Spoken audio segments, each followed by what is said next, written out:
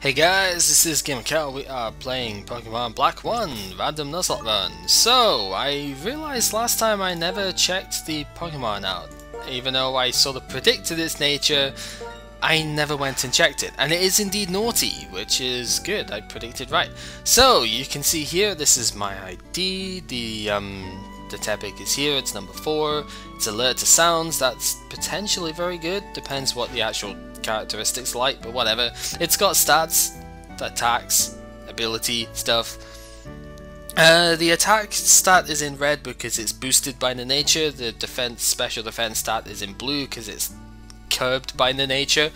Both effects are 10%. So this would have technically 10 special defense and 13 attack if it was regular, but it's not, so yeah. Just thought I'd show that off before we continue on to the next area. And we have Woobats going all over the place because now it's actually dark. If you do this during the morning or the evening, or probably even the afternoon, but I think if you do it during the morning, then it's P-Doves which come out. I know it's P-Doves before because I tried to record this about an hour ago, and not even an hour ago, like half an hour ago basically, and Blueberry killed my game audio, where it didn't this time. So that's a real shame because I got a really interesting Pokemon to start with last time, and I'd have loved to continue with that, but I was not going to have a game audio-less run thing. Anyhow, these guys are going on about journeying and whatnot, and apparently he really does not want her to go out. Yeah, it's part of growing up. Yes, it's part of growing up to send your 10-year-old kid out into the world when they don't know anything about it, using a juvenile Pokemon which probably isn't going to be able to protect them. Yes. I cannot use infrared yet. I would appreciate some help in getting Wi-Fi set up if anybody knows how, but we shall see later. Traveling with Pokemon does indeed change people, that is pretty obvious. So yeah, let's go ahead and meet the professor, because apparently professors in Pokemon games always have to reside in the smallest possible town. Well, I guess that sort of makes sense because she'd be out of the way of everybody then, and that's quite nice in its own right. But yes, Charon, you are a dick, seriously. You need to be a bit more respectful for Professor Juniper here, honest to God. Yes, because it's a pretty important day, so behave yourself, that's you told. Seriously. So yes, how creatures call Pokemon, blah blah blah. And she's checking out the Pokemon, they've already had a battle, and they're beginning to trust us, blah. Yes, we're going to give it a nickname. I am going to go with the name I was sort of getting it before. This is better for a Spoink, I suppose, or a Grumpig, but I'm going to go ahead and call it Spider-Pig anyway, because seriously, there were footprints on the wall there. I don't think Snivy has that sort of footprint. It looked more like a freaking hoof thing that was on the wall. So that must have meant that Tepig somehow climbed on the walls during that fight, which means he is a Spider-Pig. He's a naughty Spider-Pig at that, so yes, I am very happy with that name. It is a great name, I like you already, your taste in naming is awesome. So yes, Charon is going to be a dick and interrupt again, it's all for the Pokédex. Bianca doesn't know what the hell a Pokédex is. Good reason not to too. Yes, so apparently we've already got some, sort of bookworm, I guess, in the class. I don't know. Okay, so this is, for me, Pokemon fallacy number 1 in terms of logic. I know it's a game about how would you say it actually? I don't even know, but it's like monsters from fantasy that breathe fire and evolve and all of the random crap that way. But even at that, this is a massive fallacy right here, especially in these later generations, where there's some remarkable technology and reliance on the Pokemon here as well. Why does this Pokédex have no entries in it whatsoever? Why does Professor Juniper not know anything about the Pokemon this way? Now, she's effectively giving us a blank, dex here, a blank entry thing, encyclopedia, when she has quite clearly had to travel pretty far to get the starter Pokemon here, because they don't appear anywhere in the normal game. So quite clearly, she would have had to have gotten stuff, basically. She would have had to have already seen the Pokemon. If she had actually gone out herself and done it, and she sorta has to, why is the Pokédex completely empty? This is the same for most generations. I mean, Generation 3 is another one that's very big on this for me, because Professor Birch actually did a lot of field studies himself. I think Professor Rowan did as well, but Birch especially was a massive one for doing field studies. So why was his Pokédex not filled up at all? It doesn't make any sense to me. And yes, I know it's an excuse to go on the adventure and whatnot, and it needs to be blank for that, but surely we cannot be the first people who are sort of looking into the Pokédex for Juniper here. Or, you know, Juniper herself should have been looking into it. I don't know. It's a massive fallacy to me though, and it's definitely something which has never made any sense. We're going to come back wonderful adults apparently, because yes, by the time we come back home, we are going to have aged about 6 years or so and become adults. I'm assuming these guys are about 12 to 13, I don't actually know immediately, but that's my assumption here. So yeah. Anyway, those two are just going to stand up there. That's pretty great. I should talk to you because you've got interesting things to say, surely. No, you don't really. Whatever, shut up. So, Bianca, we are going this way, indeed. Bianca wants everybody to take the first step at the same time. I can totally understand that. If you've never gone outside of this little town thing, and you're with your two best friends starting the adventure at the same time, I think that's a pretty awesome thing. So yeah, that's really neat, especially for kids. You know, it's important for that. So, Professor is waiting. I love the whole tree, leaf of sunflower, petal effect thing here. Looks so good. This game is really polished graphically, I think. You know, for a DS game at least. So yeah, Pokédex pages update automatically, therefore why is it not got the Pokemon that she had with us there? No idea. And you get more Pokemon information when you catch them. This is going to be a bit of a fallacy for us because we won't be catching the mons that often. But yep, this is a scripted tutorial. If you've never played Pokemon before, this is how you catch a Pokemon. You attack it, beat it within an inch of its life, status condition it if you can, and then you chuck Pokeballs at it and hope that it works. That's pretty much it. So yeah, this level 2 Patrat's just gotten beaten up by Minsnow. By the way, Pokemon is sexist as well with the whole gender issue thing here. We'll go into that when the game gets started for real. But we'll just leave it that the whole Pokemon gender thing is a bit sexist in this one, and we'll go with that. So yeah, she throws a Pokeball at it, it gets caught, wiggles 3 times, and then stars appear if you catch it, and that's all fantastic, and that's how you catch a Pokemon. We did indeed. So you reduce the HP, then if you can, status it, obviously, fall asleep, paralyze. Try not to use poison and burn on it because that will reduce the HP and that will end up like making sure you can't catch them, probably. And that would be that. So yeah, Pokeballs, you carry stuff and she is going to wait for us in the Cumula Town. The accumulation of everything. Yes, she is going to wait there for us. Of course, Charon is all Mr. Know-It-All and saying, yep, Pokemon only appear in tall grass. Obviously in caves and stuff, that isn't quite the same thing, but yeah, we're all going there shopping for Pokeballs. Yeah, I want to get more Pokeballs too, because seriously. And now Bianca is going to give us some sort of little competition thing. Of course, Charon is snobby and is like, I don't want to do your stinky competition. But Bianca's like, shut up and listen. Of course.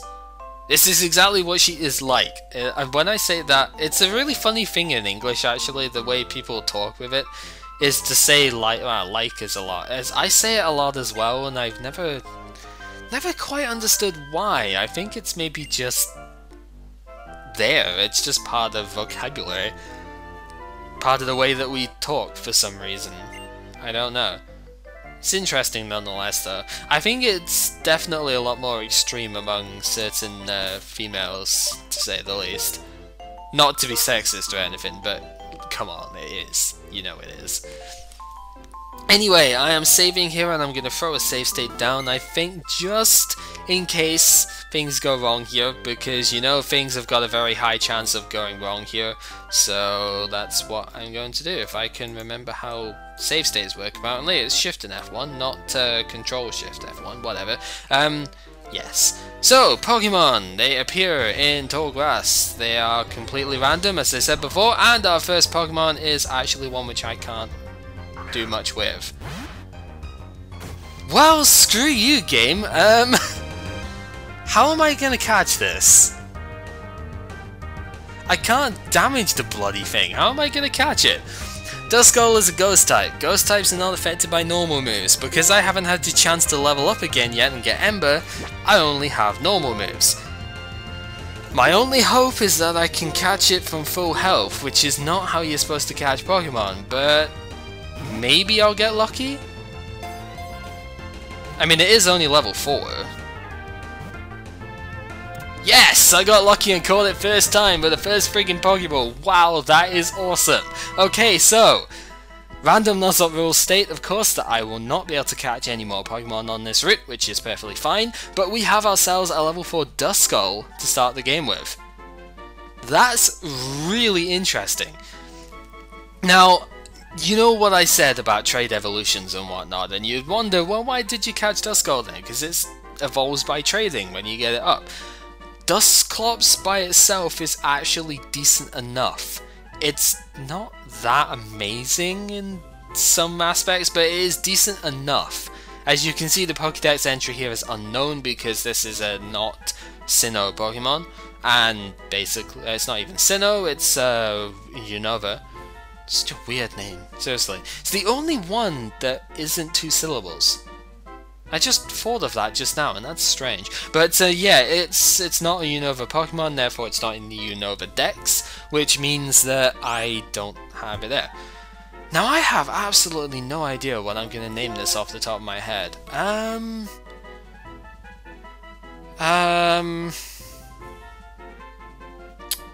Yeah, that's the thing. You know what?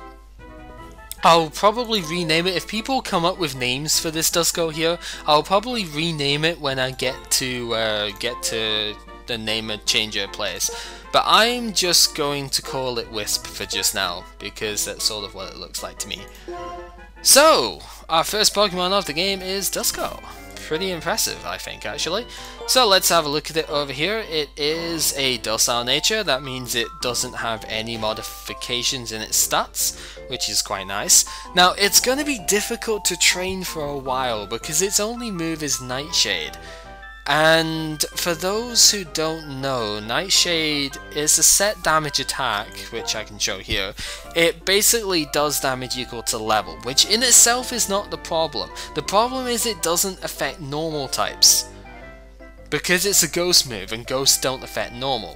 So the problem is going to come in the whole training aspect. I think it will be okay for wild Pokemon, because on the whole I should be alright with that, but when it comes to trainers and stuff, I'm going to need another attack before I can hit them. We'll see how it goes. I've never used a Duskull actually, so it's going to be an interesting learning experience. So I'm actually going to save this now as well, and we'll continue on with the route, basically. I'm going to just finish this route off in this video, and that'll be it, because this is already at 14 minutes, roughly. About 14 minutes now. Yeah, I've got 2 screens. I can see the time on the other screens. That's pretty good. So, yeah, that's how things will go. I will do stuff in this route, and I'll probably do some training off screen as well, and then we'll go into the next route and stuff next time. So yeah, make an effort to talk to everyone. Everyone must be taught to. Yes. Quite a few people do have interesting stuff to say, actually, like this person here. You actually do get a potion if you talk to this girl over here. Or is it a guy? I don't actually know. It's a bit ambiguous, actually. I think it's a girl based on the sprite, but yeah, it's a bit strange. Anyway, second Pokemon that comes up is Snover, level 2 Snover at that. So If I couldn't have caught the Duskull somehow, then I would have caught Snover, and that would have been weird too. Snow Warning is annoying, I will be fully honest, but I don't think it matters too much because it's only level 2, so I'm probably going to one-shot it. No, I'm not going to one-shot it, not even close. But Hail doesn't do very much damage at this level, so I'm not scared in the slightest, and of course Powder Snow doesn't do anything either, so yeah, it's only 2 damage. I can easily sponge that, and Snover is going to faint this turn. So there we go. Just 14 experience, however, so not enough to level up, which is a little bit weak. The one thing I don't like about Black and White 1... Oh wow, so many basics here. The one thing I don't like about Black and White 1 is the rate of encounter. I think the random encounter rate is far too high in the first game. It's to the point where turning around sometimes is enough to encounter a new Pokemon, which is annoying. Also, I have never seen a low-level Velenite, so yeah, or Vanillite, whatever. So yeah, I've never seen what it has at this level, so Icicle Spear are kind of interesting. That's very random, to say the least. Yeah, the code is working a lot better for me than it did in my LP set, actually, because I have yet to encounter a duplicate Pokemon through any of my runs here, which is really cool. Of course, it's typical now that I get Ember, I could have caught the Duskull a lot easier, but that's just how the game goes, so whatever. Route 1 is indeed where we are at, so that's fine. Probably just one more battle up here, this with a Militech. I think I'm safe to stay in against Militech? Well, I'm at a high enough HP where it probably won't kill me in one shot anyway, so let's just attack it and see what moves it has. Wrap. Now I can't escape, but Wrap doesn't do very much damage, and Milotic has barely any attack power, so a crit did 3 damage, so yeah. Of course it does residual damage as well, but with my low HP that's only 1 damage per turn, I can 3-hit kill it, so that should be okay. And it has Water Gun. Oh balls. Don't kill me. Thank you. Okay, yeah, that's fine. The other thing, I don't get to show it here, but the other thing that I have done is I have got a code which disables the low HP beeping in this one. Not because I dislike that in general, but because in Black and White, you know, 5th gen stuff. Wow, that's a lot of experience. In Black and White, the beeping sound overrides the main music, and it sucks because of that, so I really don't like it. Anyway, spoilers, these guys both caught 1 Pokemon on this route, so we all have 2. Everybody's the same. So yep, you can see how many Pokemon we found in the Dex, blah blah blah, Cumula Town is waiting, Cross Transceiver ringing, go! This is where it's really weird. 1 Cross Transceiver is ringing. Or maybe they've all rung, but how does my Cross Transceiver have all 4 of us here? Technology, man, this is funky as all hell. I guess if it's a 4-way call, then maybe it could be a 4-way video call, because it's not using Skype, obviously. So, yeah, maybe that's it, but man, that's just weird. So yeah, she's going to show everyone that. You know what? Let's just get everybody, let's just get this done as well, because this is more tutorial stuff. So, I mean, the first few videos are going to be tutorial stuff for quite a bit of it, but let's get this done as well, because why not? And then I'll end the video after this. So, Pokemon Center. The Pokemon Center has changed a little bit from before. However, if you've played Pokemon before, you know exactly what's going to happen in here, fairly obviously. So, the Pokemon Center. The nurse at the front here heals your Pokemon, and she does it for absolutely nothing. So that's pretty great. So let's go ahead and do that, because my Tepig kind of does need a little bit of healing. Spider-Pig is awesome, but Milotic sure did a lot of damage there. I didn't know it would have had Water Gun at that lower level, but now I do, so now I know I've got to be a little bit more careful about them. So yeah, PC is the next thing, because the PC is your storage depot for your Pokemon. Because again, if you've never played Pokemon before, you can only have 6 with you at a time, as you will have noticed in the pause menu and my Pokemon stuff.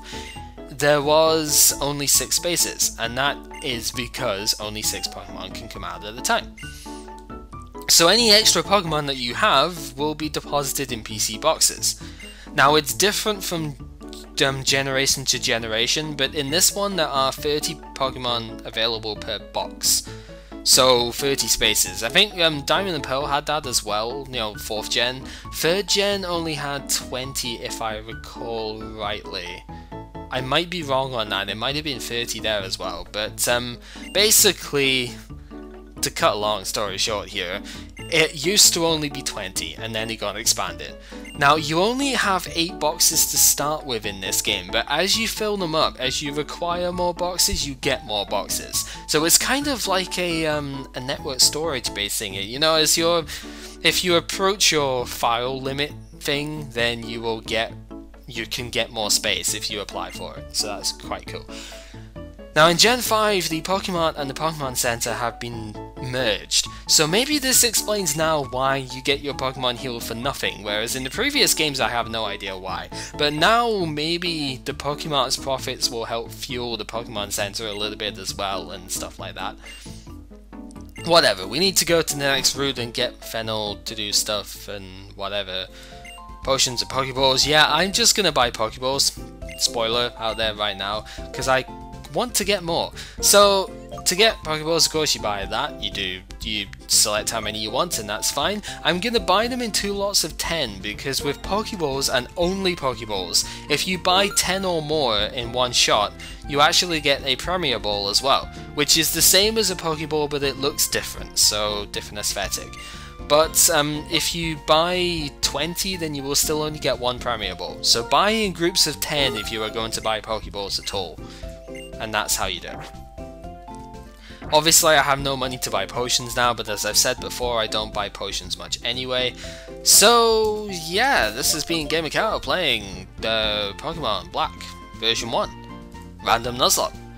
We got a Dusko.